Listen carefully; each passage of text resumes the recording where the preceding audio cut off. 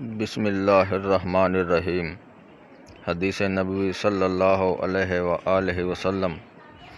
رسول اللہ صلی اللہ علیہ وآلہ وسلم نے فرمایا، رشک صرف دو شخصوں پر ہو سکتا ہے، ایک وہ جسے اللہ نے قرآن دیا اور وہ اسے دن رات پڑھتا رہتا ہے، اور اس پر سننے والا کہے کہ اگر مجھے بھی اس کا ایسا ہی علم ہوتا جیسا کہ اس شخص کو دیا گیا ہے تو میں بھی اسی طرح کرتا جیسا کہ یہ کرتا ہے۔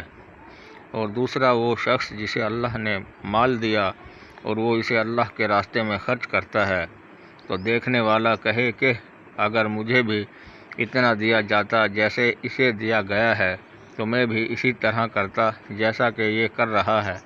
ہم سے قتیبہ بن سعید نے بیان کیا، کہا ہم سے جریر نے پھر یہی حدیث بیان کی۔ حدیث نمبر 7232، کتاب صحیح بخاری، درجہ صحیح۔ ناظرین کرام، مزید اسلامک ویڈیو دیکھنے کے لیے ہمارے چینل کو سبسکرائب کریں اور بیل آئیکن دبائیں۔ شکریہ۔